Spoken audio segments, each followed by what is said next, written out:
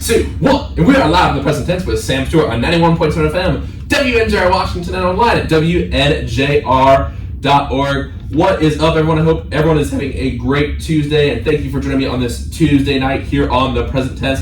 Last week on the show, we had on Lizzie Carmichael and Kayla and Angel for our last episode of the week. That was a lot of fun, a great show, a lot of deep conversation, but also a lot of fun moments as well. I know we've got a great one lined up for you tonight as well. My guest tonight joined from WNJ Women's Soccer. My first guest on the show tonight is a midfielder from Fairfax, Virginia. In her first week of collegiate soccer, this junior scored 2 goals in 2 games, was given PAC Offensive Player of the Week. I want to welcome on the show tonight, Skylar, Bibbee. Skylar, how are you doing tonight? I'm good. How are you? I'm doing great. Excited to have you in the studio. And my second guest on the show tonight is a senior captain from Prospect, PA. She has started 36 games in her career for the Presidents and has 2 game-winning goals for your Presidents as well. Everyone, welcome on the show tonight, Kayla, Daughtery. Kayla, how are you doing tonight? I'm great, Sam. Well, I am excited to have y'all here tonight. And Skylar, I'll go ahead and ask you this. Big game against Mount Union tomorrow. It's the home opener, and just doing the research, y'all have actually never beaten Mount Union in women's soccer. So, opportunity to make a little bit of history tomorrow. So, Skylar, what would you say the biggest keys are for tomorrow night's home opener? It's 6 o'clock right here in Alexander Stadium. I think we worked a lot today on, position-wise, focusing on things that we need to do better on the offensive end. I'll let Kayla speak for the defensive end. Just getting our shots off quicker, especially. We like to take too long. And I think we have so many opportunities around goal, and we just need to work on finishing them. And we're going to win tomorrow. I feel it. All right. I like the confidence for sure. And Kayla, one thing I want to ask you as a person who's played on the team for all 4 years, 7 of the last 8 years WNJ Soccer has made the tournament. What do you feel like the keys are this year to getting over that hump to not just make the tournament, but to take home the PAC title at the end of the year? As a whole, over the span of the year, what do you think the big keys are for the team? Yeah, for sure. I think, especially this year, what we need to do is get, like Skylar said, get some shots off, get a little bit more greedy up front. I think that's something we've always kind of struggled with and haven't quite found the back of the net there at the final third of the field. I think if we can collectively keep the ball together, work as a team, I think finishing the ball at the end there is most key for us. No, that's awesome. And we're gonna get to Skylar's story just a little bit, just because it is such a unique story. But I want to ask you, Kayla. So Skylar scored her first collegiate goal in her first ever collegiate game as a junior. So when you found Skylar on that assist, what was your thoughts when she kicked that ball in the net? Man, I was very excited. Skylar coming in general was just, I think, a big, that's awesome, but it was just kind of, I didn't expect that, out of the blue. We've had another basketball player come in and, at Division III, I think that's what's unique about this is that, we have opportunity to find people at their strengths, and sometimes it means someone from another team might come around, and Skylar came, and, at first you're like, well, she's a basketball player, she's athletic, and then you see her on the field and you realize that it's much more than that, and so I was very excited there to see that she was in the right place at the right time. She's got those soccer smarts to be where she needs to be and do what she needs to do, and it was very fun that day. That's an awesome story. And from your perspective, Skylar, you got positioned in front of the net, and for you, when the ball went in the back of the net, what was the feeling? Honestly, it was kind of out of body for a second. I was like, there's no way I just scored in my first game. And I was just thinking, I hope my parents were watching. Oh, man. I don't know. I just never in a million years would have expected that. Wow, that's such an awesome story. And one thing I want to ask about is the new coach, Dan Dubjay. And Kayla, for you as a senior, were you involved in the hiring process at all? Scott McGinnis came on the season 7 opener of the present tense. He talked about how oftentimes student athletes are involved in the hiring process. Did you have any say on whether the new coach was brought in or not? Oh yeah, absolutely. The staff here did a really nice job of really making the whole team feel very involved, and it was very much our choice. Scott made it clear that he wanted our feedback, wanted to talk to all of us as a team and find someone that's really going to fit for us. So we had a couple coaches come in. Everyone on the team had the opportunity to talk to them. We talked to other staff members. I talked to other coaches. So we had a lot of feedback back and forth, and we were all trying to see what we thought would really fit for us, and we landed on Dan. And our assistant coach Asia came along following that, and it's been great ever since. Right. And for you, what kind of qualities did you like in Coach Dan that made you want to, add him into the President's family? But also as a senior, that's gonna be a little difficult. Like you play in one system your whole career, and then senior year it's like, bam, all right, I gotta learn something new. But it seems like you really enjoyed playing for him. So what has he brought to the table for the Presidents? Absolutely, he's very energetic, really personable guy. And so right away, that was his goal, is to get to know all of us and find that quickly and talk to all of us who have been here. And he respected that, and he knew that this is, some of our final years or some of us upperclassmen, we've been here for a while, and he wanted to see our perspective and what he could bring to the table. And he's always had an open conversation with all of us and been very upfront one way or the other of how he wants to run things. And I think we can all find a lot of respect with that. And it's been like that since day one. He keeps the energy up, and he keeps our spirits up, and he knows when to crack down on you when you're doing something wrong, and he knows when to be your biggest fan and tell you what you're doing well. Wow, and I think that's a really admirable thing to have in a coach, and I think that's really brought us all together even more. Wow, that's awesome. Thank you for sharing those insights. And like I alluded to earlier, Skylar, I really want to get this story. I'm sure you knew this was coming tonight. I saw your picture with the soccer team, and I saw you, John. I was like, oh, okay, that's interesting. And then bam, 2 goals in your 2 first games, Pack Player of the Week. It's all very exciting, but can you just kind of take us through this story of you switching sports and joining a soccer team? Yeah, I mean, it was a really last-minute decision. I think I reached out to Coach Dubjay in June before I came here, and I was like, hey, I want to play soccer. Is that possible? And he was like, absolutely. So I came in, I was so nervous, but the girls are all super welcoming. They were so encouraging. I always felt supported. I felt supported from my basketball teammates, from my family and friends, So I had all the support, and then, going out there, first game, assist from Kayla, that was crazy. And then, when I scored in the second game against La Roche, crazy. I mean, I was just so excited, and I feel so happy that I get to share it with a new group of people who's so loving and encouraging. And getting Offensive Player of the Week was amazing, and I couldn't have done it without any of my teammates. Honestly, never would have expected it to happen. I just hope that I can keep it up for them for the rest of the season, and hopefully help win a PAC championship. Wow, that's awesome. And then you got COVID right after that. I did just get unfortunate, but you're back and be back. Yes, you're hoping up I'm playing tomorrow. It's funny because I was like, I just had a feeling that y'all show should wait for this week, so I guess that was a good feeling. Because I was like, man, I really don't have y'all next week, which doesn't feel quite right yet. And I was like, well, I guess it wouldn't have happened anyway. So, wow, that's awesome. And one aspect of your story I wanted to ask you about is your mom, Melissa Bibbee, is the head coach at Chantilly High School. So for your mom coaching soccer at a high school, and I believe she's also a gym teacher, and with that, what was the feeling like when you talked to your mom on the phone or text? Right. When you got that first goal. Right. What was it like? I mean, she was so happy for me. My mom played soccer in college, and she coached me in high school, and whenever I was on the basketball team, I think she felt a little excluded. That was kind of me and my dad's thing, basketball. But playing soccer, she's been so excited for me. I mean, obviously my dad's excited too, but she's felt I guess more connected.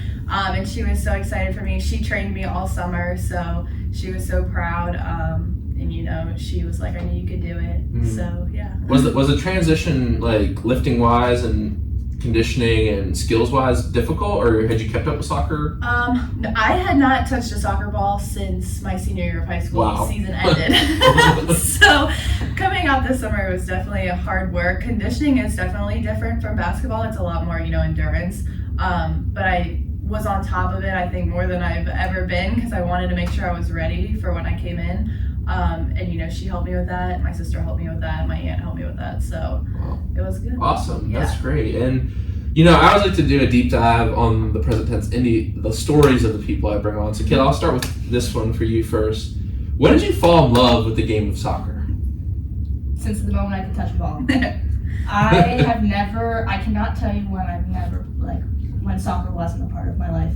I have an older brother, and when he was about 3, my parents started putting him into sports, figuring out he did t-ball, soccer, all this stuff, and they landed on soccer, and then I came around, and we did the same thing with me, and I had a younger sister, and same thing with her, and we have a local boys and girls club at home, and my dad, was like, let's get involved, and he wasn't really a soccer guy to start with, and he started taking coaching classes and learning things. Oh, wow. He became a certified coach, he became a certified referee, and ever since then we've all done it together. My mom takes pictures for all of us, she comes to every game, both my parents come to every game. I've played on teams with my brother and my sister all through my entire life, ever since I was, I think, 3 or 4 when I started. That's really cool. What are your brothers and sisters doing now? My brother's older now, and he's done with soccer. He finished when he was in high school. Okay. My sister just finished her senior year of high school. She was a goalkeeper for us there. Okay. So, yeah. Really cool. That's awesome. And kind of a deep question. What's your thoughts about things right now? Like, obviously, I don't know, with COVID years and stuff, possibly you're close to the end of the career. As am I, as am all the seniors here on campus this year. Are you feel like you're going to miss it? Is it a feeling of like, you might be ready for it to be done with your body? Or what's your feelings right now? I'm going to miss it. If I could play for the rest of my life, if I could come back and have 7 years of COVID years and keep coming and keep playing, I would absolutely do it. It's just something I've never not done. So to me, it's never been a burden. It's never been something I've not wanted to do. I've just always wanted to be there. So it's definitely like, I can't think about it for too long, because then if people start counting down the days, it really is, it's a hard thing to kind of realize, and I don't think it's really going to set in until it's already gone. So I'm just trying to appreciate every practice and every game we have, because that's all I'm going to really have left. And one thing I was thinking about today with baseball and this podcast, which has been such a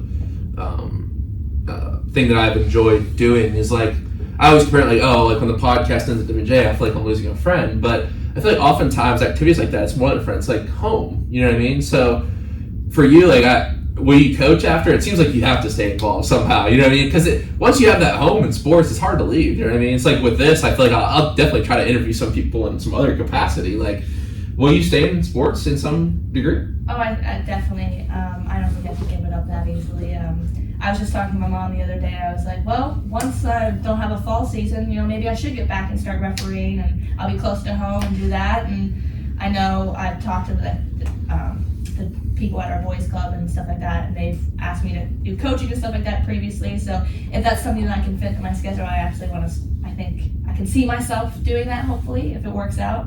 And yeah, I always want to be involved with that. Wow. Join a league, do whatever I can to stay active and keep doing that for as long as possible. Really cool. And for you, Skylar, what about the answer to this question for you? When did you fall in love with the game of soccer? It's an interesting question for you. I would say same thing, honestly. Okay. That was like the first sport I ever played. My mom pushed it a lot. She was a college soccer player. And I picked up basketball shortly after. But I have played soccer my entire life up until senior year. And a lot of people don't know that. Everyone's like, oh, like you just picked it up. I'm like, no, I've been playing I was my whole at life. that camp. There's no way she's just like, she was like, oh, let me just kick a soccer ball around. And I was like, that's not the story, right, I feel people always ask me, I'm like, no, I played my whole life. Okay, awesome. And wow, that's just 2 really great stories. Thank you all for sharing that. And to the next part of your story, and Kayla, we'll start with you once again. Why did you choose Dubjay? And for people in our class, recruiting definitely got a little interesting towards the end of it. So what's your story with you coming to Dubjay? Yeah, I mean, I was on I was on a club team, did high school stuff, and so early on, especially in women's in recruiting process, they pushed that early. At least on the team I was on, it was a lot of girls were picking, like D1 schools were picking them up. Different D2 schools locally were trying to pick up teams, and so it was like that conversation at first of where do we think we want to go and land, because there's a lot of different routes you can take with that. And for me, it was I want to keep playing soccer. I love the sport too much. I want to play and enjoy it, but I want to be able to play somewhere, and not if I could reach for somewhere where maybe I could be on a team but maybe not see the field or things like that. It wasn't something I I wanted somewhere where I could be involved right away and find somewhere that would fit me at that moment. And I was looking around. I wanted to stay local. I wanted my parents to be able to come to games and make that possible for them. And landed on Dubjay. I had our previous coach. She was the assistant coach at the time, and she came to one of our games. And I talked to her, and I talked to the head coach, and I looked at the school, came and toured. I really liked the academics here. I liked what they had to offer. The environment was nice. It was far away enough from home where I wasn't at home, but it was somewhere where if I needed to call my mom and come pick me up, it wasn't that big of a deal. And I really I liked the environment here. I liked the smaller school. I went to a small high school. I liked being able to find my own path here, and close to Pittsburgh too for jobs, and so it landed me here. Close to Pittsburgh for what? For jobs. Jobs. Like looking for future endeavors. It was somewhere where you could look for other outlets, and you're close to the city. So that's just what I was basing my decisions on, and that's where I landed here. Awesome. And Skylar, for you, once again, I don't know if I've ever asked this kind of question, but even though you are now playing a different sport, why did you choose Dubjay? Yeah, same thing, but for basketball. I'm from Virginia, so I had actually never heard of Dubjay in my life. But there was a coach here, Maeve, who recruited me actually when I was a sophomore at another school she was at in Virginia. And I think probably end of my sophomore year, maybe beginning of junior year, she reached back out and was like, hey, like I'm at this school up near Pittsburgh, like you should come give it a look. So me and my dad did. I think Coach Derubo called me shortly after that, and I fell in love with the school. I loved Coach Derubo and Maeve. Maeve actually left the year that I got here, so I never got to play for her, but I credit her with bringing me out here. Interesting. Wow. Yeah. That's really cool. So where'd she end up at after that? She's at Seton Hill now. Oh, okay. Yeah. Wow. Okay. Yeah. Wow. She's great. I love her. Wow. That's an awesome story once again. And my next question, we've been talking about some of the themes for this year have been like the stories in sports, lessons in sports. So I'll go ahead and ask you just that. And Scott, we'll start with you this time. Just change it up. What's the biggest lesson you've learned as an athlete at Dubjay? Good question. Thank you. I think for me personally, it's just facing adversity. Different things come up. Never in a million years would I have thought I'd find myself playing soccer, right? And I think I'm just at the point in my life where I just take it day by day. Things don't always happen the way you want them to go, and you just got to make the best out of what you have. I love basketball. I love basketball my entire life, and I still do, and I plan to coach and stay involved and all that other stuff, but it wasn't the best for me personally and like with my mental health at that time, and I decided to change it up instead of quit, I guess is my lesson. I never wanted to quit. I want to be able to tell my kids that I played 4 years as a collegiate athlete and be proud of that. Wow. Yeah. That's really cool. Thank you for sharing that story. Yeah. And Kayla, what about you? What's the biggest lesson you've learned in your time as an athlete? I think definitely like facing challenges here, especially like you said with COVID. I feel like every year has been affected by COVID so far that I've been here, and with that came a lot of different challenges, different things pop up. All like one day you have your whole team, and the next day half your team's out with COVID, and you have to decide if we're going to take 11 people on this bus, go to a game, and try to get it done anyways. And a lot of stuff like that has popped up where, like Skylar said, day by day, you kind of have to just face whatever comes your way and just try to push through and not just get discouraged and not want to keep going. So I definitely think facing different challenges that have come up. Wow, that's a great answer. And one phrase you both used in your answers was the phrase "keep going." That segues perfectly to my next question. My next question is, what fuels you as a person? Wow. I would say, wow, that's like hitting us with the big questions. Yeah. Hey, you know what's going to happen. My drive to be better every day, I think. I've always had this. I remember when I was younger, one of my previous coaches, we had this practice, and we were doing stuff, it was just normal practice, and he sat us all down. We had to be like 13, 14. And he was describing this person that is just someone who is always showing up and coming every day and dedicated. And he said, he had the phrase, they have a fire under their ass. Like, they are always moving and trying to be better.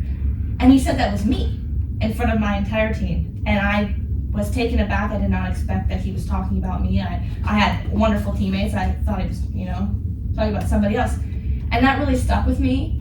And I think that is something I learned to respect about myself, is that I pride myself in saying that I keep that fire going, and I want to always be pushing myself to be better.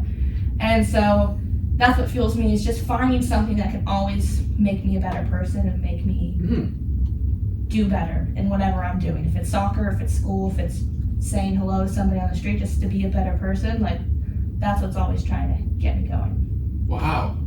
What a great answer. Thank you very much. And Skylar, what would you say fuels you? I just tried to think about it while Kayla was talking, but I feel like most of my life what fueled me was, wanting to make people around me proud.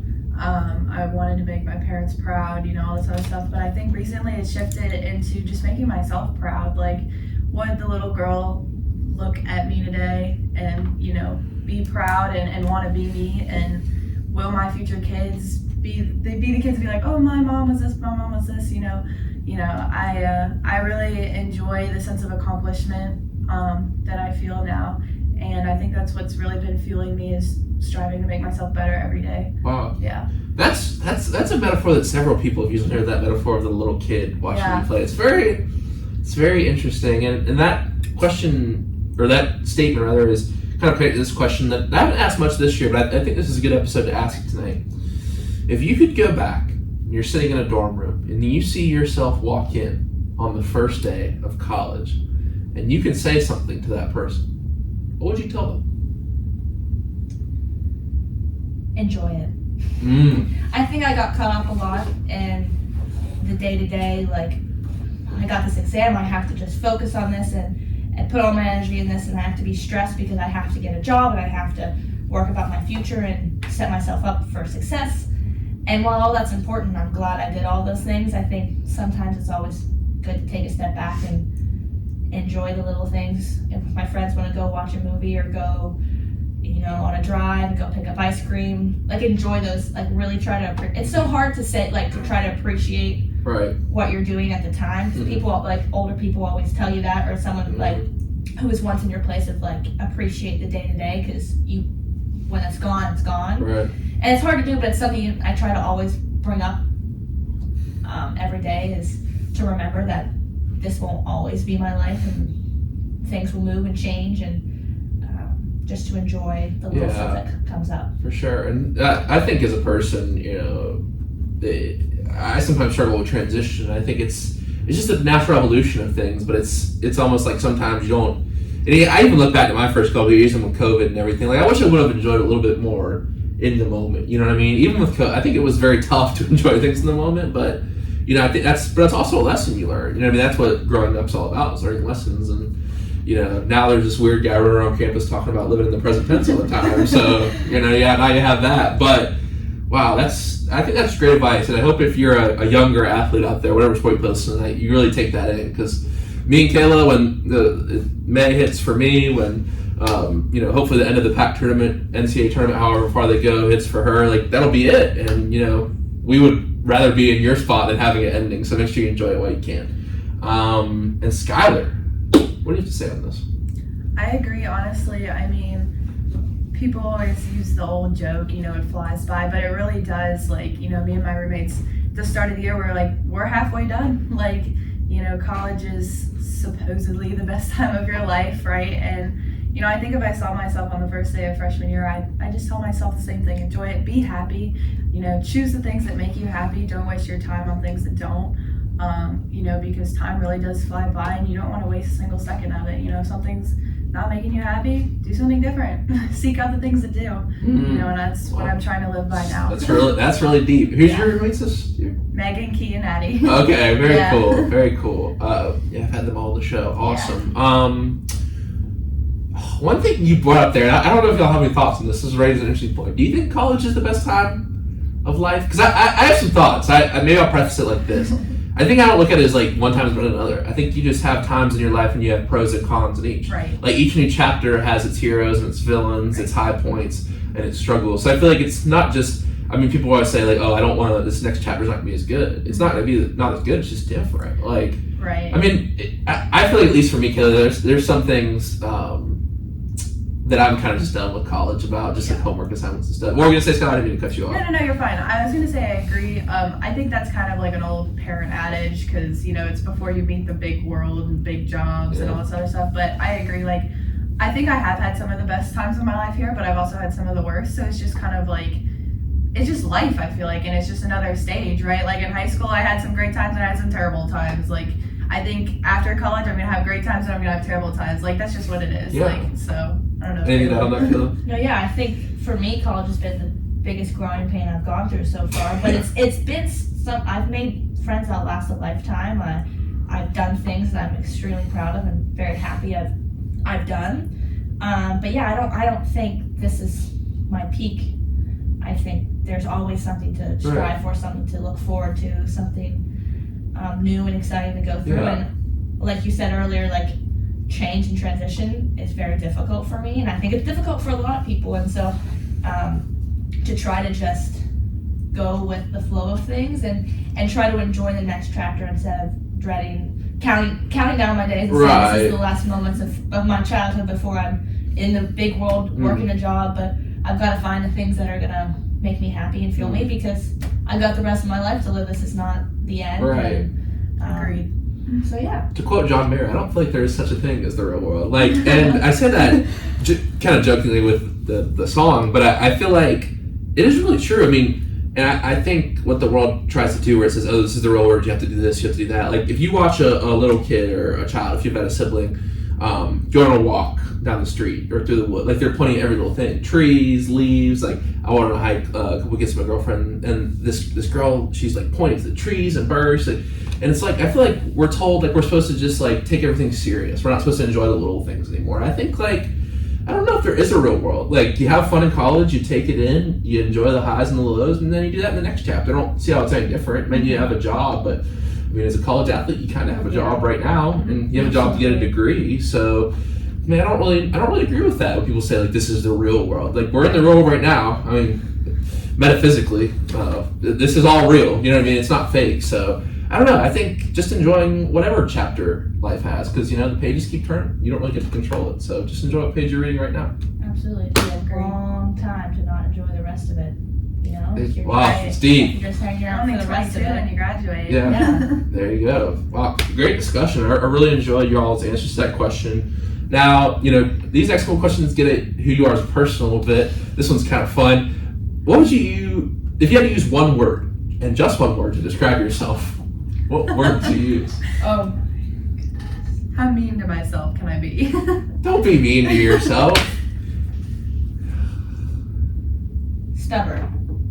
Good one. But not like stubborn like I don't like see other views or see other things. Stubborn as in I'm always working to pull that one thing I'm doing out and make it the best. Like if someone tells you you can't do it, you're going to be stubborn about it. Yes. No, from your answer to that, I definitely get those vibes. It's like you're not going to let anyone, like, someone says you can't do something. Like if I have a goal, that's when I'm right, you be stubborn about it. And I'm going to stick with it and not let that go. Wow. Awesome word. I've never heard anyone use that before. That was excellent analysis. No pressure, Skylar. I'm at a loss right now. For words. All you need is one. Honestly, I can't think of something nice about I'd say, right what now. about adaptive? Okay. I mean, because I feel like you were saying, like, maybe the direction you thought you were going. I mean, there's a lot of people I don't think who'd be comfortable, if something's maybe not, they're feeling like this is the best situation for them or where they can thrive the most, and they see another opportunity where maybe they can thrive more, you switch over and leave it kind of what you know behind and go into something new. To me, that's very adaptive. Yeah. I'll go with Yeah, that. and I think a lot of adaptiveness comes with sort of this stoicism of like, I'm not gonna let things phase me. I'm gonna be open to new ideas. I'm not gonna be overwhelmed. Like, I think that's what I would say. Yeah. So. Appreciate it. Yeah, no worries. Yeah, that's one of the first words I thought about when I was doing the research. And this next question, this one's a little deep. I'm not gonna lie. What is something in your life that you are proud of? Something. Just like Something an or event someone. or like okay. Oh my gosh, Sam. Like I need Okay. time to think. Okay. One thing, it's hard to think Now, of all let the me- things I've done. Okay, I'll give y'all some time to think. Yeah. This question sort of metaphysically seems hard for a lot of people. I think because we don't really take time to stop and think, like, what am I proud of? Okay. What do I do? You know what I mean? You got something? I'm gonna say this is kind of obvious, but there's a lot of things in my life I'm proud of, so I'm just gonna go with the most recent one. I'm extremely proud of myself for soccer, and that was such like a spur of the moment decision, and the way that I've come this far in such a little time. Like I never would have thought I could do this. So honestly, I am extremely proud of myself right now, and I feel like that's a good sense because I don't think I felt proud of myself in a long time. So, Wow. Yeah. That's awesome. And would you say you're more of like a plan type person or go with the flow type person? Me, normally I am planned. So this kind of, Yeah. that was kind of out of your realm. 100% out of my comfort zone. Honestly, like seeing a new coach kind of spurred me on too, because I was like, okay, it's going to be a new experience for everyone. So I felt like it was going to be the perfect time to come in, and I just kind of went for it. Wow. And here I am. There you go. No, that's awesome. And Kayla, for you, what would you say? I would say my leadership ability has really been something I'm proud of. Not necessarily being a captain on the team, but seeing the way my teammates are looking up to me, and my coaches and how things are going right now. I think I kind of try to push it under the rug because I don't want to make it a big deal, but I think that says something about myself, and I should really be proud of that, of being someone that people can look to, and Awesome. I want to continue being that for them, and I hope I can serve them well and do that for them. And but they put me in a spot now, and I hope I can continue to do that. But I definitely am proud of that. That's awesome. And talking about how people will remember you and what people will think of you leads me into my next question. And I really usually pull this one out for seniors. So I enjoy asking this to seniors, but anyone can answer this question, and it really is a reflective one. And Kayla, for you, on that note, we'll start with you. When it's all said and done, that day you do have to hang the cleats up, at least at Dubjay. How do you even be remembered here? As a great teammate and a hard worker, someone who was always committed to the team, committed to whatever our goals were, and at the end of the day, was doing it for me and doing it for everyone, and enjoying it together.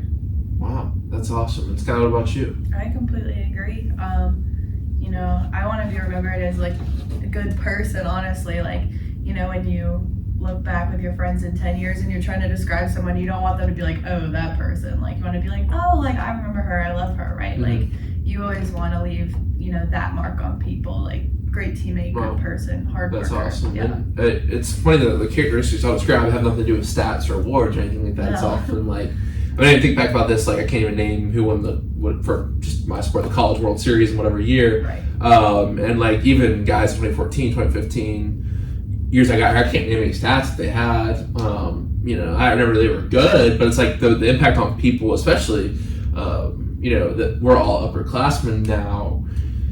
You can have such a big impact. I mean, at least for me, when I was a freshman, an upperclassman came and like asked how my day was going. That was like such a big deal, at least for me. Yeah, I mean, y'all know how it is, and like, I don't know. And Skylar, for you as a junior this year, I think you're the first junior that we've had on the show. Jake Pugh and John Peduzzi. But do you feel like there's a big difference junior year? When I got to be a junior, there's a big difference when you're upperclassmen. I don't know. Yeah, kind of. Yeah. I do. I think it's Sophomore can be tough. I feel like sophomore it's slow. like still kind of a transition. I Yeah, feel like, yeah. So Then you get to senior year and feel a little senioritis come in, and it's different in different ways. But man, great answers. And my next question, one thing I talked about at that little award show they had last year was the stories that come along with sports. And I feel like we all have a story in life. And we all have one or more characters, usually multiple characters in our story who help us along our plot, let's just say. So for y'all, who is one person who has inspired you, who has really helped you in your story become the person you are today? I love my mom, but my dad has definitely been someone who I usually answer for this question. He's been my best friend since day one. I always tell people that. He's been my biggest fan. He's always looking out for me, and he's always doing the most for me. Both of them are, but he's just someone I've always been able to talk to and really talk about the things that need to be talked about and the things that need to be done when it comes down to it, the important things. He's not afraid to tell me the truth, tell me straight up, and I've always admired that as a kid, that he was willing, he was the one who was going to tell me, the child that no one wanted to tell, this is what's happening, and we're going to work through it together. And like I said, when my brother and I were young, he decided to pick up coaching, picked up refereeing. He was always full-heartedly committed to whatever he was doing, and he wasn't just like a coach, he was taking classes, learning from other people.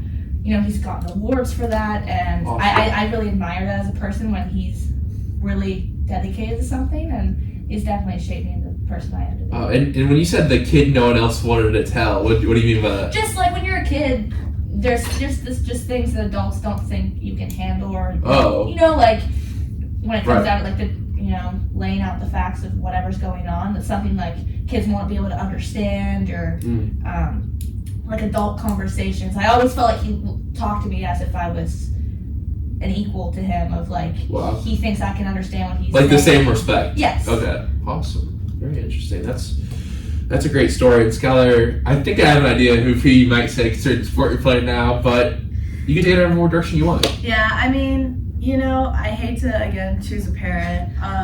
For me, it's also my dad. My mom has been so great, like with soccer and all that, but me and my dad have just, I think it's just because we're such a similar, like, type. We're the same person, yes. Like, and it's always been a joke, like my sister and my mom versus me and my dad kind of thing. But like, I've always strived kind of to make him happy, I feel like, and he's pushed me, whether he was on the sideline as a parent or on the sideline as my coach. He's been both, and he's been good at both, and I've definitely received tons of support from him. He used to drive up and back every Wednesday night for our basketball games without fail. It's been harder this season. How long is that soccer. drive? Over 4 hours. Wow, for every basketball game? Every basketball game, he was there. Yep. And it was known on the team too, like he would be there. It's kind of like McKenna's dad. Yes.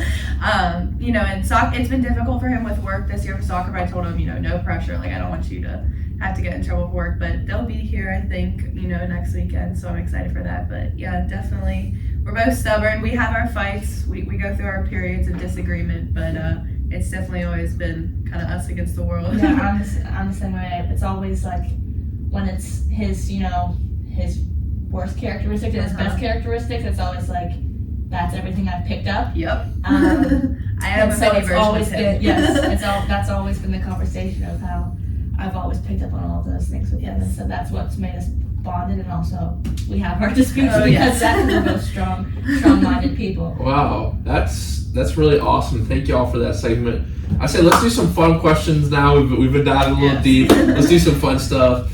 One that I love to ask is go kick off with this. If you were at a party and at the function they have a DJ booth, you get called up there and you get 5 seconds, just 5 seconds, to put a song on the aux to get the whole party going. What song you putting on the aux? I put that Big Booty Mix on. No one's ever said that. We play it every day at practice. We always got good music. Alright, this one is a segue for my roommates. Right now, if I was at a party, I'm playing... No, I can't do that one. You go first. That's all I got. It's not a specific song. It's like for those who don't know, it's like the guys who were doing those mixes, they were thinking about coming here last year, right, for the spring concert. was one of the options, I thought. Oh, really? Yeah. But they just do like different mixes of songs, right? I'm not dived deep into there, but I just know it's just different songs that are like mixed together. And there's always like it's good more like beats kind of on there. we call it EDM vibes, that kind of music. But it's always just fun because it gets a lot of music in there, and it's just things you wouldn't expect. Okay. I always enjoy when someone turns that on. So that's what I would. That's if I can't think of songs off the top of my head. So that's. I think me and my roommates have like a song of the week that's stuck in our head, and this week it would be the Peaches and Eggplants remix. So I think I'd have to go with that. Who's on the remix? Is it? I thought it was 21. Sexy Red and Lotto. Did you see that she was at the Jets game last night? I did not. It was like funny because the Jets like vibe into like her music, and personally I'm not the biggest fan, but I guess a lot of the guys in the Jets. It's just funny. Like that's what it is. And I think like if someone walked in and just turned on that song, like I just laughed so hard. Oh man, that's funny. Two good ones. I've heard the original though. I like the original. Segue into my next question. If you had to listen to one musical artist for the rest of your life, and just one, who would it be? Okay, so if this was 13-year-old Skylar, it'd be One Direction. All the way. Now Skylar, So I assume you like Harry Styles. I do, yes. Yeah. But I wouldn't choose him to listen to. I feel like I need someone that has like a wide variety. I like the people kind of like analyze and then out. Some of them are just like, oh, this person, you know. Well, it's hard to pick because I like a lot of different genres of music. So it's like, what am I feeling? What am I gonna? So it really is the question about who can go cross genre and keep evolving their music. Right. That's true. It's a tough question. If you really, if some people say, "Oh, my favorite artist," you know what I mean? Yeah. Well, my thing is like I feel like I listen to like everything. Like there'll be days where classical. No, okay. You listen to country. Classical. I like I'll sit down and if country's playing, I'm fine with it. Like I can listen to pop or rap. You like metal? I don't really know. I mean, I've been into like the alternative, like R&B recently. Okay. Kind of. So I don't know. Like I'm all over the place. Like I can sit down. So kind of everything, but I can sit down and listen to Taylor Swift for a day, and then turn on and listen to like 21 Savage. Like it's just all over the place. I got you. Yeah. No, yeah, because I'm all over the place too. But I like. This is gonna make me sound really lame. I really like musicals. And so no, that is not. And I also love country music. My mom's influenced my love of country for my whole life. So I would probably lean towards one of those genres and probably pick someone like Chris Stapleton or Zach Brown Band or something like that. You can pick Hamilton. I can listen to Hamilton soundtrack for the rest of my life. Hamilton. I love Lin-Manuel Miranda. He's I mean, that's a lot of different genres in there. They have like sad, hype songs. So yeah, definitely. Makes me feel like a red-blooded American when I listen to the Hamilton soundtrack. So, Scott, you didn't give like any examples. I feel like you got to do a choice. You can't get out of that. All right. Recently, I've been feeling Juice WRLD. So are you in your sad era? Not really. Just like. Is that what people say nowadays? Like your eras? Like. Oh, all right. Here's my Taylor Swift era. I'm in my reputation era. All right. I don't know what that means, but that's the only era I identify with right now. But that's shout out for Ella. No, I really can't pick one. I'm just gonna go with Juice WRLD or A Boogie because that's all I've been listening to recently. I'm going to Didn't his he just drop a new album? Yeah, and I'm going to his concert. When's that? The 7th of October. Did you? If y'all gone to any of the concerts recently in Pittsburgh, I know we had like Morgan Wallen and Taylor Swift. My friends have, but I haven't because I live in Virginia. So. Also, that's a good point. Also, I feel like I might have dropped the bread on a concert right now. I went to Wonderworks in the beginning of the summer. It was like in May, so it was like a festival type thing. Oh, that's cool. A ton of artists, and Hosier was there, and so he's one of my top artists. So he was there, so that was cool. I was definitely. That's really cool. Up there too. Actually, the ticket prices have just got out of hand. Actually, I don't know if y'all are familiar with the story. I believe it's Oliver Anthony Graham is his name. He just released that song North of Richmond. It was the #1 song, but interesting, kind of just accelerated fame. And he basically canceled a show because all the tickets got more expensive than $40. I just saw that today, which is not what a lot of. I mean, Taylor Swift has to be rolling in money right now. Oh my God, billions. Yeah, it's gotta be. It's crazy. And then she's come out with the film. Yeah, we all be watching. And I've been recently sucked into the Taylor Swift verse on TikTok, so I know so much. I was never There's a verse? oh my God. Taylor Swift verse? Swifties? Like Spider-Man, the multiverse. Absolutely. It's absurd. Like, I've never been a Taylor Swift fan, really. Like, I listen to her radio songs, but I couldn't really tell you much about her until this Eras tour. Like, now I feel like I know so much about her unnecessarily. Like, I find myself, like, waiting for her albums to come out. I'm like, this is not good. Like, but... Well, because she puts so much of her life in her music, so people are delve deep into exactly what the song is about. Oh. People are dedicated, and it's definitely something you can get sucked into. Swifties would hate me for saying this, but like I didn't like her music because I didn't like her. Like I felt like she was kind of like a B word. I don't know if we can cuss on here. No, thank you for not. Just like I felt like she carried herself like in a bad way. But now I feel like I've learned so much about her, and I'm like, okay, maybe she's not. Like I changed my opinion. Just thanks TikTok. Huh. Well, I've seen this meme. It's like she makes songs about like when she was 13 and some random boy broke up with her. And like listening to a song now, he's like, it was always hating on the men, and I'm like, what if you did something wrong? Shout out for the men. That's like, okay, I was listening to Olivia Rodrigo, the Guts album in the car. I'm like, why is this girl so angry at men? Like it's just Joshua Bassett. What'd you say? It's Joshua Bassett. She tried to explain the whole thing to me. I was doing one of these like, yep. But I'm like, why is she so angry? Like, breakups happen, jeez. But no, I do like her music though. Just like every song, just like maybe she should make some like happy music. But she's appealing to our audience. No, that's great answers, guys. And since you said you listen to everything, you should definitely take on some like rock. You know what I mean? Yeah. Some rock or well, my dad is like straight 80s music only. Okay. So like I grew up listening to like Van Halen and like people like that. So like. Yeah. It's not into it? No, like I could sing all the words, like I know it all, but I mean I don't sit down and listen to it. We can sing Jump by Van Halen. R.I.P. to Eddie Van Halen, by the way. Legend. And also Jimmy Buffett, what a career he had. Did you see the cameo he had in Jurassic World where it was like he picked up the margaritas and like it was like I noticed it when I watched it for the first time on Twitter, but like if you go back and look at that scene, it's like when the pterodactyl's like coming or something, he just picks up 2 margaritas. It's great. Obviously a legend. I don't really listen much to his music. I feel like it's kind of sad. Like when people die, we like die more than their music. That's how it was for like X. That's where I was for. And you know, even people who died. You know, Juice WRLD, great example as well. I know. Yeah, it's just. I don't think he's dead though. Oh boy, good talking conspiracies on here. I don't know. Maybe. So with that kind of movie reference, perfect segue. What's your favorite movie of all time and why? Are we movie people? We're movie people. I am a movie person. Okay, good. Because sometimes it's like I don't like. Say I'm a movie person. I'm gonna have a very extreme answer. Okay, go ahead. Okay, so whenever people ask me this, I tell them I can't pick one favorite movie because it's impossible. But I have like a favorite movie. Like whenever someone or I have to like put it down, my go-to answer is Pitch Perfect. Here's why. That movie is amazing in all aspects. It's funny. The music is good. That's good actors and actresses. Like, it never fails to make me laugh. Like, okay, the third one's a little iffy. The first 2 are never really seen good. any of them. But you can also catch me like I love sports movies. Remember the Titans? One of my favorite movies of all time. I like Field of Dreams, my favorite. Field of Dreams, good one. Moneyball. Rudy, also one of my favorite ones. Like what? Moneyball? Yeah. Speaking of my dad, that's one of them. That's always like the hardest question for me. Music and movies, like it's like there's just so many good ones. Like it's really. You could sit down and list like 20 movies that I could say are my favorite. Like. Oh yeah, for sure. I would say recently, if I had to pick one, I can't. But I was just talking to my grandmother about our love for like romance movies and Serendipity.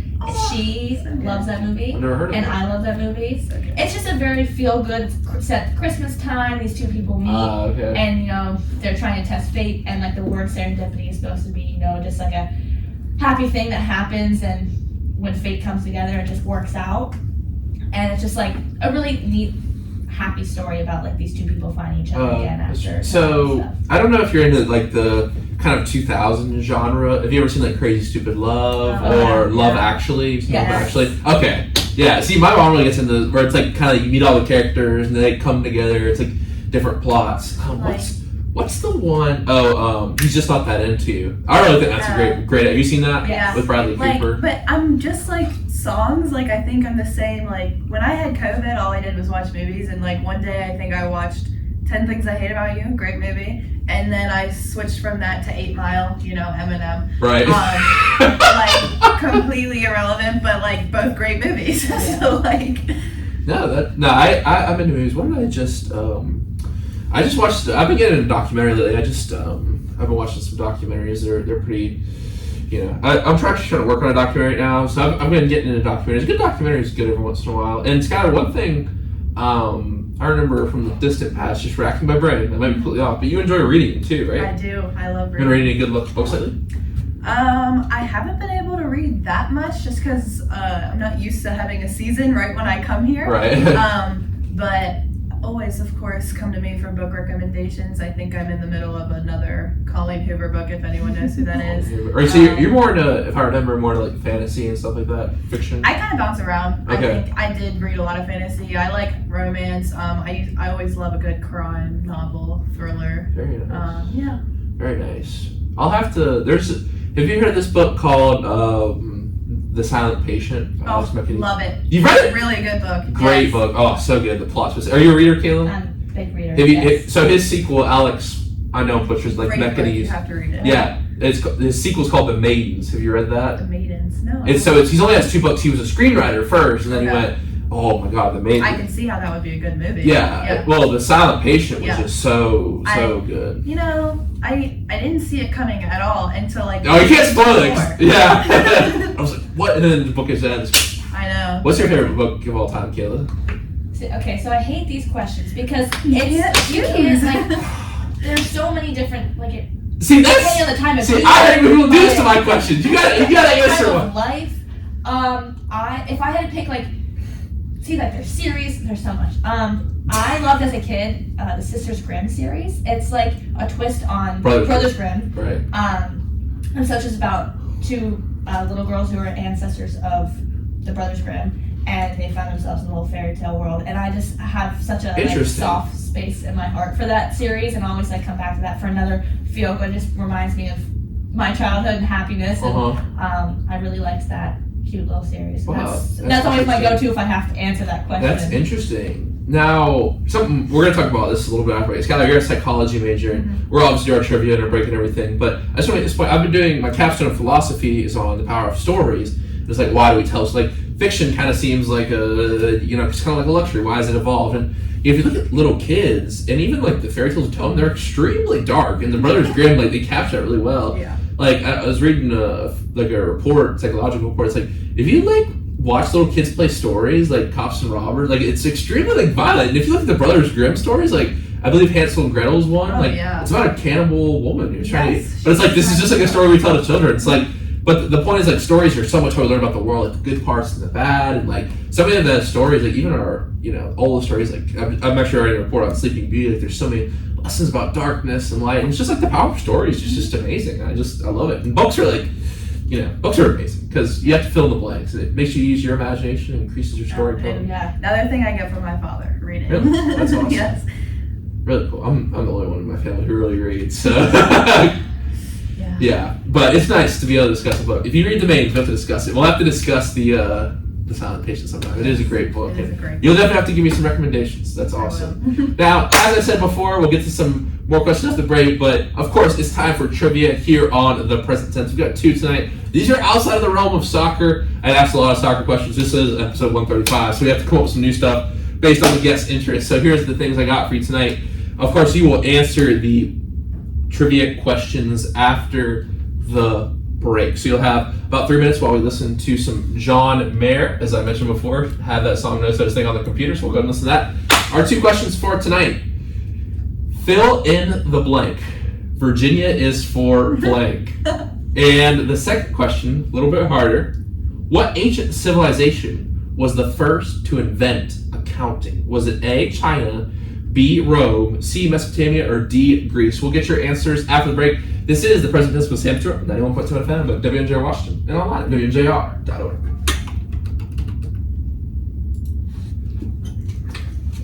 Do you know the Virginia question?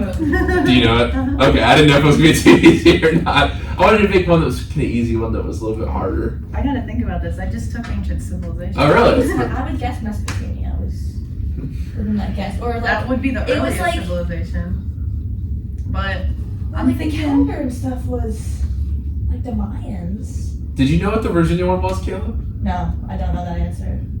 She knows. I'm pretty sure she knows it. I do know. Do I say it? Or do No, wait? I mean, you can say it if you want. It's Virginia's for Lovers. Yeah, that's. Oh, yeah. On the Yeah, license I did know that. I did know plate, that. It is. That's our slogan. I just wasn't One of the most successful People from PR Maryland always campaigns. say It got Lovers. ranked as like one of the most successful PR campaigns Really? of all time. Yeah, because it was like someone, his last name was Love, and I mean, it's crazy because I'm like, what? Like, why Virginia's for Lovers? But it's everywhere. Well, Virginia's named after a person, so Right. I guess. But all right, I gotta think. I'm a history major. I gotta get this right. I thought it says on the website psychology. I'm both. Oh, okay. Yeah. How about that? All right, very cool. I thought you guys have gone over like accounting history or something like You said that. Rome, Greece, China, and Mesopotamia, right? I don't think it's Rome or Greece. I don't think it's gonna be Rome. China and Mesopotamia.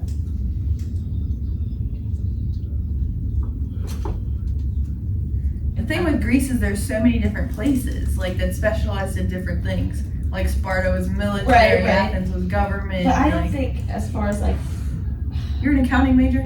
yeah. Come on. I think I'm trying to think of like their account is probably like just like checks and balances, like debits and Right. credits kind of a thing. Also, body armor, I tried it for the first time. That flavor, it's so good. It's the bomb. It's I really, don't wanna it's be really so- healthy too. It's like Oh, 80 it's so calories. good. Yeah. Gatorade's like sugar. I like Pedialyte every once in a while, but body armor's so good. Body armor is my favorite. Have you tried other flavors? I like the orange mango and the strawberry banana are my go-tos. Nice. But you know those? I don't know the name of it. The things that have the little things that you move around. The abacus? Yeah, That's China. That's what I'm thinking. That's of. like Let's go with China was my first guess in my head because Okay, like 4 they're seconds, known we're for gonna a go with lot of. China. We're not back yet. We gotta listen. Oh, I thought that was Right. it. No, you're good. You're good. You're good. But I no, would that's what I bet was thinking. I was you- like, that I think stems from that. So I'm gonna That go was with. my first gut instinct. All right, let's go with that. I like that answer. That has reasoning behind it. The abacus, is that what it's called? Yeah. I was like, I can't think of it. we have to listen to this news recording so we can 3 more minutes at the top of the hour. Yeah. That's weird. I guess it's me away games, right? Back to back. You had to go to New York and all that. Yeah. Did you travel, Skylar? No, I Oh, wasn't able to. My quarantine ended Saturday. really? Yeah. Jeez. Who else got on the team? She was the only one, and then one of our freshmen just got her. It was Lily. Just today, yeah. That sucks. Well, the lacrosse team, I'm gonna have those boys back. What a story that'll be, returning the field for them. I mean, they had, what was it, mono? It's crazy. Yeah, that It was sucks. crazy. Sucks. I mean, halfway through the season, That's just, yeah. it's terrible. But that's kind of the era we live in nowadays. It's like you get tested, like, I don't know. It's like you get wiped out so quick. Because before it was like the mentality that like you're sick, you go to school unless you're throwing up, you have like 101 fever. Yeah. And now it's like if you're sick, don't come near me. Like I don't know what you could have. Yeah. It can spread so easily. It's like the mentality has changed. Yeah, that's a great point. I didn't think about it like Full circle for that. sure. It really has. Yeah, it's crazy. Did you have to do an extra quarantine your freshman year at all? I didn't have to do I that. didn't come fall of freshman Okay. year, so I came in the spring and I just did the 2 weeks. Really? And then when the team got COVID, I didn't get it, but I had to do a 2-week quarantine as well. That sucks. I mean, I actually got a lot of reading done. I will say it's the best reading I've ever done. Yes. In the quarantine is the best reading My I've ever done. reading and movie game was Maybe through the roof. it's true. It's true. And that when Lizzie was on here last week, we were just talking about this. It's just like our class never, even now, I'm like, I'd like seen you around before, but I never got to like meet you or a lot of other people that were like, I probably could have been friends with a lot of this time. That's like the one thing about COVID that I just hated the Because most. we never got to I have felt like I know orientations. of all these people in our grade, but I don't really. I'm a very social person, but I'm not really around a lot of people or like had that first Right. initial connection with people, and so you kind of like not that it's not possible, but it makes it a lot harder when It you makes it don't a little strange. have that like when you're all in the same boat, because now everyone's got their people and it's not necessarily like Well, you just as easy to. you just found who you had on your team, on your floor, your suite. I mean, that's really Yeah, and then you stuck with those people, and I mean, it's worked Yeah. out great, and I love the people I'm with, but I definitely, I think I could have made a lot more friends or been a lot more That's why I started open doing to it. I this. didn't know if it was a combination of just college mentality and COVID, or just COVID, or one or the other, but Yeah. I definitely felt that. I mean, that's why I started just doing this, because this gave me an opportunity to meet people. Honestly, just felt Oh, a yeah. little more home and like, it was just It is weird, just like not having to. I mean, as much as I hear those events suck, like the orientations and stuff, like they're not fun. Right. Like, it still would have been cool to get to meet. So, like, they're just like, all right, you get out, go figure out college. Like, you're in the same boat together, so that's that's the thing that makes. That's the thing that brings people together. So, like, we can have a conversation about this because we both went through it. We're just like, yeah, we know how it was. That's something you think you probably missed out on. It's like, yeah, exactly. That opportunity. Exactly.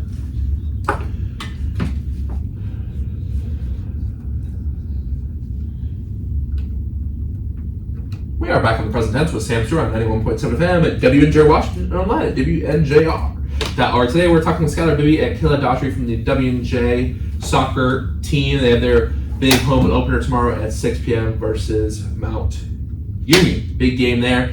But first, we got to talk some trivia, and before the break, we asked the girls their trivia questions. First question, Virginia is for blank. That would be Virginia is for lovers. That is correct. One of the most successful PR campaigns of all time. Used since 1969, is well recognized and imitated part of American jargon. And there's a heart on the Virginia sign when you drive in. Bonus points. What about West Virginia? Do you know what the sign says when you drive in? It says "Welcome to West Virginia." And home of the Mountaineers. Wild and free. Wonderful. I should know this. I see that sign every time I drive. Yeah, no, because I knew we were getting close. For me, I'd probably take a little bit of a different route, but I drive through the Thomas Jefferson National Forest. I really enjoy that drive through Virginia. It's really cool. But next question: what ancient civilization was the first to use the practice of accounting? Was it A, China, B, Rome, was C, Mesopotamia, or D, Greece? We're gonna go with A, China. Oh, I'm sorry, that's incorrect. 1 for 2 on the night. It's actually Mesopotamia, where accounting was invented 7,000 years ago. I like the logic you guys use, though, with the thing that you, like, what is it, the thing you push across? What's that called? Abacus. An abacus. Yeah. See, I learned something. I'll use that for a trivia question. Where was the abacus invented? I'll use that with, like, the basketball guys, since they were so cocky. They're like, what is that? No, that's funny. But great effort on the trivia tonight. And, one question I love asking, but I feel like y'all will get really into this. If you could be one fictional character from any movie or book series, who would you be? Enter their universe. I'm gonna go Elena Gilbert, Vampire Diaries. I've never seen it, but okay. I'm gonna do Hermione Granger. First of all, you kind of do look like her. I'm like, that is perfect. I would be a Weasley, obviously, but I feel like I resonate more with Hermione, so I guess I should say wrong. I think it would just A, be cool to be a vampire. Absolutely. And B, she has like 2 vampire brothers fawning over her, fawning over her. And like then she has like a perfect life. Like wait, her brothers are fawning over her? No. There's 2 vampire brothers. Oh. They're like both in love with her. And I'm like, I think like I just have like, I like the love triangle trope. I think that's my thing. Mm-hmm. It's a good one. Like The Summer I Turned Pretty. That's another good one. I want to be Billy. That was a book first, right? Yeah, yes. I've read the books. But the books are a lot different. They are very different. Show. And usually I'm kind of like, because I'm a big book person, I'm like, why are you doing that? But I actually kind of like the spinoff they did, and they've done it where there's a lot of similar parts, but it's almost like it's separate things. So like it makes it kind of entertaining to not know necessarily what's going on. Like they could kind of change the ending. No, I haven't seen it. I have not seen it. The only book to movie mashup that I actually watched this summer was Fear and Loathing in Las Vegas. I made a trip out there, so I decided to read the book. It's a little bit of it's a Hunter S. Thompson book. The writing's pretty intense, but if you do enjoy books, it's a thrilling page turner. Another great book that I read this summer. I get really into the realism, and Hunter Thompson kind of has that journalistic. He's in the moment, like in the whatever group he's trying to study. He's in the group, and I was kind of looking at books like that with this cool bookstore. This book called New Jack, and that's basically a term for a prison guard who's new. So the guy said, "I want to do a study of the prison system," and he wanted to shadow a guard, but they wouldn't let him. So he actually signs up to be a prison guard, and is a prison guard in New York for 1 year. And he writes down all his observations. It's called New Jack by Ted Conover. It's a really good book, really sort of intense. But I kind of like those journalistic type books as well too. But yeah, no, I feel like we could have a conversation all day about books. But that was probably my favorite one I read this summer. Oh, man, there's so many recommendations I could give y'all. Now, the next question also has to deal with books. If your life were a book, would it be titled? Don't roll your eyes. Don't roll. Why'd you roll your eyes? I feel like I gotta do a play on words with my name. Like, it's just gotta be like reach for the sky or sky's the limit. Okay, I will Like say that Skylar, Sky Wald, Mm-hmm. you know, she did The Color of the Sky, which that was kind of deep. Yeah, I feel like it's gotta be play on words with my name. What about? I'll think about it. Well, Okay. But then if I go the same route, I would be like the dock is in, or like Right. something dock. like that. Because Daughtery, my nickname for my past. I'm sorry, I completely Daughtery, mispronounced your name. And I was Doc. In the So, intro. you're good. I said So- Daughtery. No, it's all good. So like, my nickname was Doc, and my dad's and my grandfather's have all been my Doc. Doc. So Wow. something like that. Have you seen the movie Tombstone? Doc Holliday. No. I have not. Great movie. But Doc. That's so. You said it would be. You said the doc is in. Something like that. I don't. That's the first thing that. What about?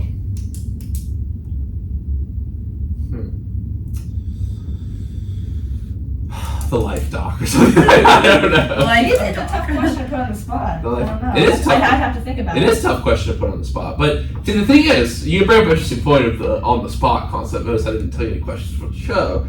People have questioned this more and more as I've had more and more people on, and like the only way you get an authentic react. Because if I say, all right, here's a good question, like, you'd have this like prepackaged answer, and even if you said you'd think about it. right. Like, people are like, oh, you put me on the spot. I'm like, yeah, that's kind of the point. Yeah, I don't want to say it. No, definitely. Especially if I don't know the people well, I'm like, well, that's kind of the point. But if I do know them, I'll be like, come on now. Sky, what would it be? The sky's the limit. I had The changing skies. I had a teammate for basketball that I played with. Her mom coached at George Mason, and now she coaches for Georgetown women's basketball. And she was always one of my biggest supporters. And anytime she saw me, she'd be like, "Sky's the limit." So yeah. Sky diggity it's dog. just funny. What I always say. What? I don't know. Well, it came in my head, and I just keep saying it. All right. That's cool. Either one would be a great book. I'd be interested in both. Awesome answers, y'all. And my next question is, what is something you haven't got to do in your life that you want to do? This is random, but I want to go like skiing or snowboarding because I've always played a sport. My parents have always been like, no, Right. don't do that. You're going to break both your knees. You know, every ligament's going to go. And you see so many people do that. Right. And so I've always steered away from that. But I think that's something that I think I could enjoy. I want to try that too. I never got. So I'm a big surfer. Okay. I think me and you have talked about this before, Sky, maybe. But would you try surfing?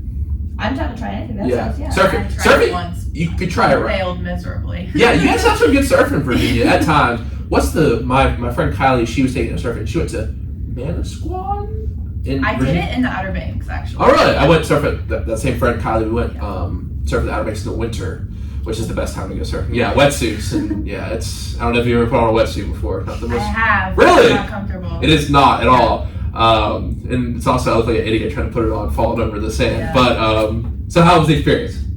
I'm terrible at it. My sister actually did like surf camp, and like she's actually not bad. Where was the surf camp? In the Outer Banks. Oh, okay, that's cool. But like it was random. Like my grandparents lived there, so my grandpa just one day like we just Wow. rented like boards and Oh, just kind that's of went out there, and really he was trying cool. to teach us because I guess he knows how to do it. So Right. And you also have a place in Myrtle Beach. That's Yeah. right. Yeah, because I was texting someone on your team one time. I think it was Meg or someone. Because I was like, "What?" And she was like, "Yeah, I'm down in like Carolinas." And I was like, "Where?" Myrtle Beach. Skylars down there. That's Yeah. cool. You know, North Carolina, South Carolina. Most people just think they're the same thing anyway. So, did you get to take a trip out there in the summer? I did. I went with my high school friends. Okay. So, yeah. Now, was the water blue when you were there? I've been asking him. It was. It was yes, blue. It was very Yes. Did you blue. take a trip to the East Coast at all this summer, Kayla? I have not. That's no. the first time I've seen the water. So there was this like phenomenon where it's funny because I actually just got back from Australia when that started happening. So I'm like, because the water's perfectly blue and there you can see your feet and everything. So I'm like, wow, I've never seen the water this clear because like usually East Coast water, It's dark it's and dark murky. and murky, Yeah. exactly. Which I'm not gonna lie, when I got to Australia at first, I started looking at my feet on the surfer. I'm like, this is a little freaky because like I don't want to see something swimming past. And it's like I was talking to Sake, and he was like, yeah, we always tell our kids it's murky, and there's nothing. You know, they're like, what's in the murky water, Dad? They're like, oh, nothing. You know. But now you can see that even the summer in the East Coast, you can see like every little fish that swam by. Do you guys get sharks down there in Myrtle? We got some this summer, like some nurse sharks. Yeah, I think like Small. they're sharks, small, but. Let me tell you, sharks are my biggest fear. So Really? if I heard about a shark, I would not go anywhere near the water. Like, I am the person that if we go in the water, I will make it known that I'm standing in the middle so that if a shark comes, like, I'm the last to get eaten. Like, and all my friends know that. You're more likely to get struck by lightning. You know what? Don't care.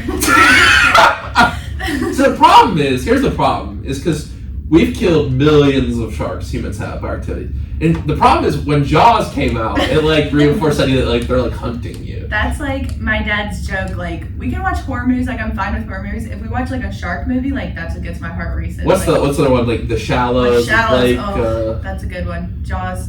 See, like, Soul 47 Surfer. meters down. Soul Surfer's great, movie. That's my sister's favorite movie, and I think she does it just to like be mean to me. Bethany Hamilton. Yeah. I got to actually see when I went to San Diego to surf last summer. I got to see her board. Now that would probably scare you. Like board? Yeah, like the board she was on. Yeah, but no, it's interesting how people do have that fear though. Me and my dad have like a signal like this, and like it's always like weird. Like what do you tell kids like when they go in the water? Like I think it's like one of those things you have to like tell them like, hey, they're out there, but like.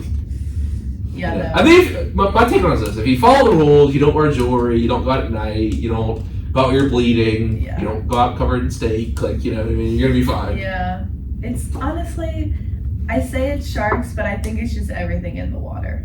Like, because what are the odds you encounter a shark? But like, there was a time I was in Florida and we went like tubing down like just like a lake. In Florida? And That's crazy. Signs, like for like literally we're walking in there, it's like me and like my cousins, like all yeah, my whole gators, family. snakes. And there's the first thing you see is a sign about alligators. I was like, I'm leaving. Like yeah, so JP is from South Carolina. Hilton Head, we used to go, and you just see them. Right. No, like, and that was my thing, and I was like, my mom was so mad at me. She was like, your 6-year-old cousins are acting better than you. I was like, oh, I'm scared. Well, that's what's it's so funny, like that argument, because I my brother, there's this ride at Disney called Summit Plummet, huge water slide. God, I feel like you have a story to share. You're covering your mouth. Oh, like, it'll take like 2 minutes to tell a story, though. Go ahead. Okay. My dad, same man that, has made me the person I am today. Maybe this was a character builder. We were there for basketball for the tournament. We went to Blizzard Beach. Yeah. And we went on the Summit Plummet. This is like the 160-foot third biggest water slide in the world. Yes. Keep that in mind, okay? I was in 4th grade, so I was 10, maybe 11, and I was terrified of roller coasters, everything. We get to the top, I was like, I'm gonna do it, right? Everyone's doing it, I gotta do it. We got to the top, and like my friend in front of me went, and all I saw was her head disappear, and I was like, nope, not happening. So my dad was like, you're going, like we're up, you are going down the slide. He did, he pushed me down the slide. No, he did not. In front of everyone, and like the lifeguard, he's telling me this after, he's like, the lifeguard looked at me, and I was like, what? So I don't get dad of the year? Like, whatever. I flung my arms out to stop myself, and he just went, pushed me over the edge, and I was like, okay. And he loves telling that story, and I was like, I actually hate you for that. That's funny. Kayla, do you know what we're talking about? I do not. Okay, so let me show you. So you see like the picture on the right? Yeah. It's like there's that, it's a fake ski jump, so it just goes down like that. And when you get up there, you can see, and Florida's flat, so you can see everything off Disney property. Like you can see really far, which Disney's a huge property. The point is like, you're in the Disney property, you can't see anything else, and you can see like stores outside the Disney property from up there. I mean, the first time I went out, I was really nervous. It's funny because I was like, Charlie, there's a 4-year-old girl who just went down, and he's like, good for her. So my brother, he's like, good for her. And then my dad, we were up there one time. There was this like guy who been like the military. He'd done jumps and stuff. He's like, oh, my dad was like, oh, you're probably used to this. He's like, no, this is high up here. Wow, that's a hilarious story though. Summit Plummet is a. Did you enjoy it once you went down it? I cried the whole way down. It's quick. It's like 3 seconds. It was. And then I popped up, and of course, my teammates are sitting there. I totally acted like I was fine, like nothing happened. He's wiped with it. You're like, my eyes just went. Like, oh, that was amazing. Oh man, that's a funny story. Thank you for sharing that. What did I even bring up Summit Plummet? I don't know. It was a good story. I'm glad I did. Oh man, that's hilarious. Wait, I forgot where you even at with the original question. Sorry, guys. Was it something? Oh, something you didn't need to do yet? No. Oh, right. Okay. Honestly, like, I'm not much of like a daredevil risk. Like, people always say like skydiving or something. Like, that's just not me. No I pun think, intended. Like, yes, no pun intended. Bungee jumping. There's not much I feel like I have. Any trip to any do. country? Or I was anything? gonna say, I think like I've never left the country. I've always really wanted to see Scotland. That's like where my family's Let's from. go to the Fringe Festival. Yeah. Are you gonna think about signing up with? I don't think I can. I was looking into it, just like scheduling and stuff. But yeah, I've always wanted to go to Scotland. I'm a history nerd, love history, and I Very think cool. it's a beautiful place. Yeah. What do you plan on doing with the psychology and history? History, absolutely nothing. Just doing it because I had so much space in my That's schedule. Psychology, I would like to master in forensic psychology and either do forensic psychology or go to the FBI. Oh, that's awesome. That's what my girlfriend Abby, she's thinking about doing that as well. Yeah. Kayla, I saw you're really caught up in accounting. It seems like you're in a great accountant. I would like to hire you. You've worked as a tax intern at Imperial Tax Accounting. You've worked as an auditor at Schneider Downs. Like, you're a PAL tutor.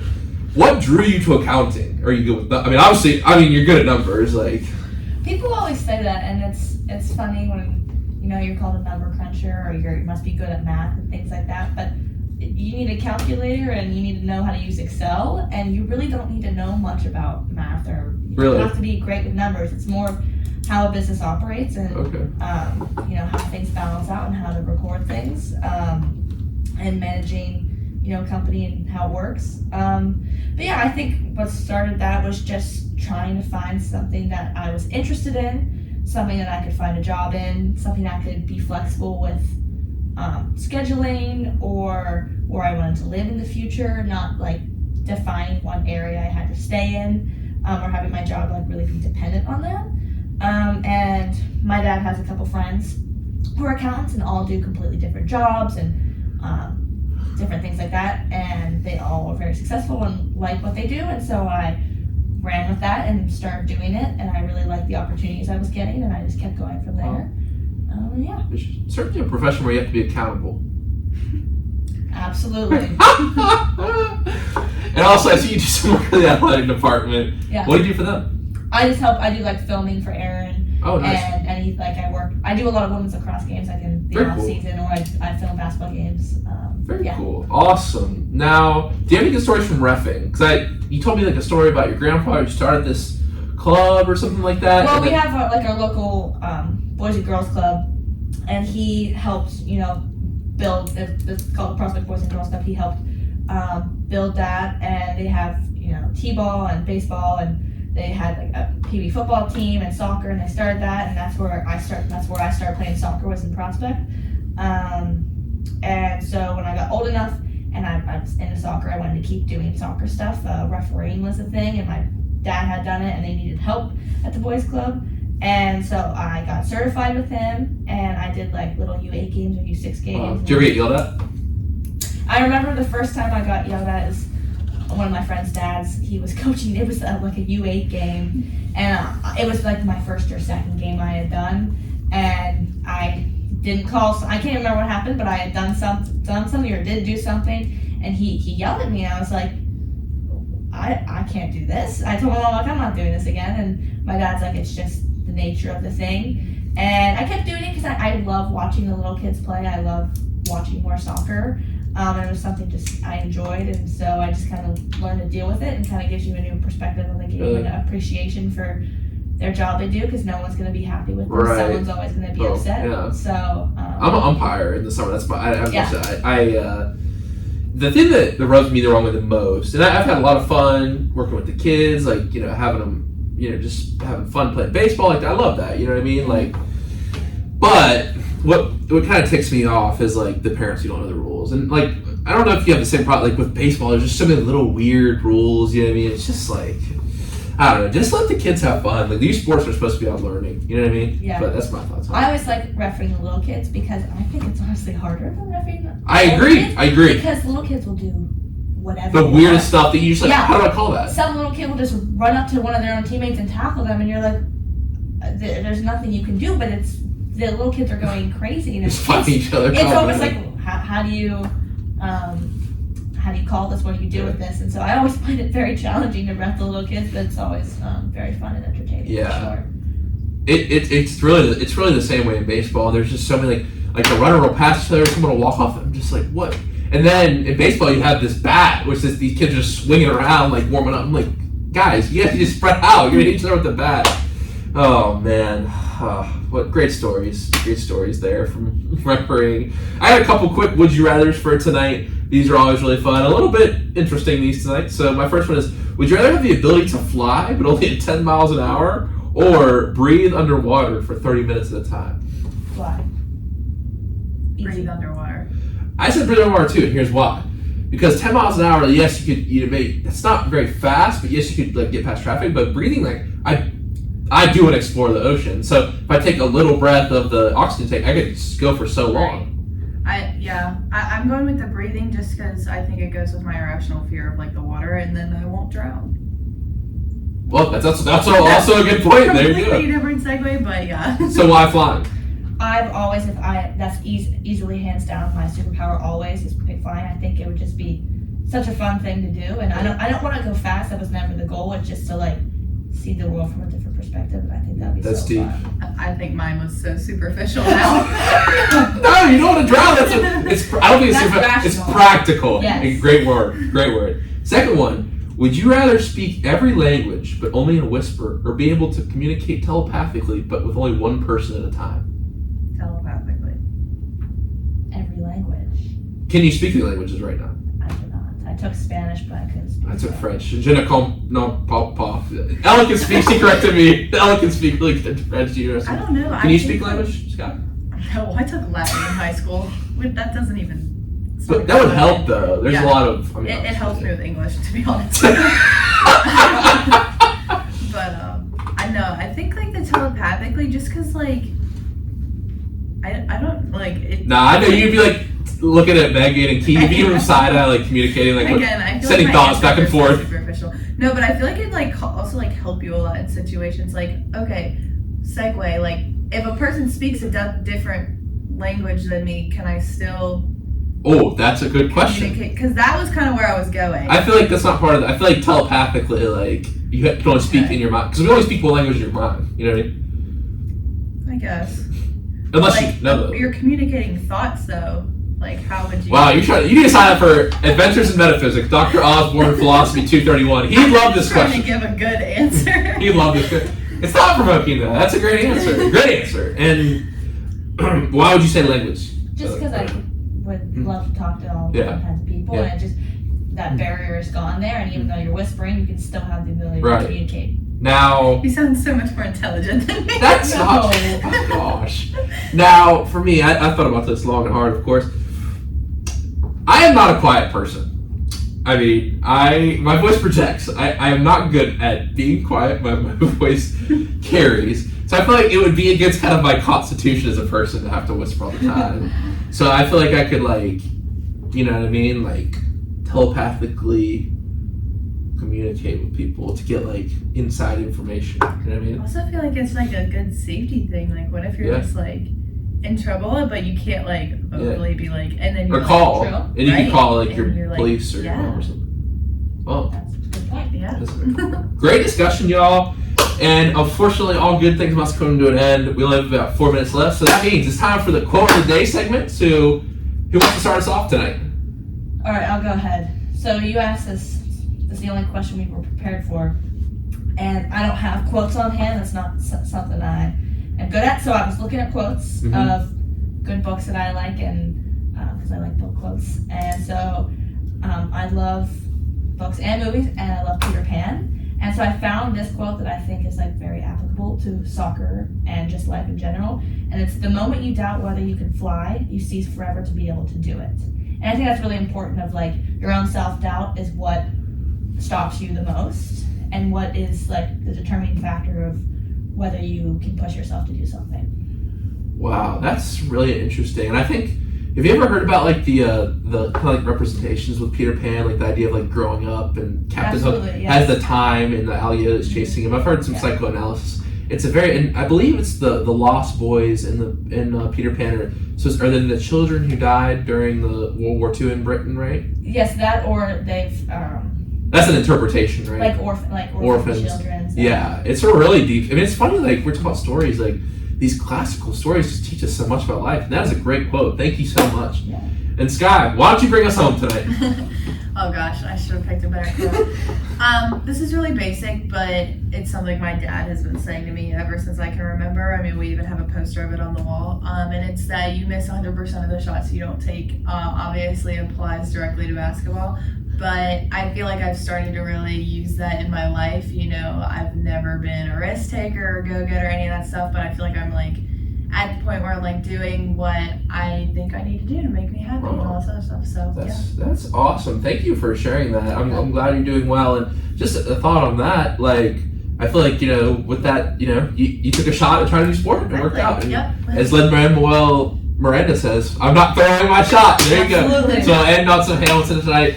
Y'all, thank you so much for coming on. This was really fun. I learned a lot, and it was overall just a great show. So thank you for coming on. Thank you for having us. All right, y'all, we'll be back Thursday night. Mike Dungy, Zakai Simmons. Football's got a huge game versus Westminster on Saturday, 1 o'clock. Your boy will be the ball boy on the sideline. So come say what's up. Maybe come buy me some popcorn at halftime. Come talk about sports. Come talk about life. Come check out these ladies as they take on Mount Union in their first home game tomorrow at 6 o'clock. I'm going to try to make it out after practice. Come talk to me there. Come talk about sports. Come talk about life once again. But until then, everyone have a great night. Remember to live in the present tense.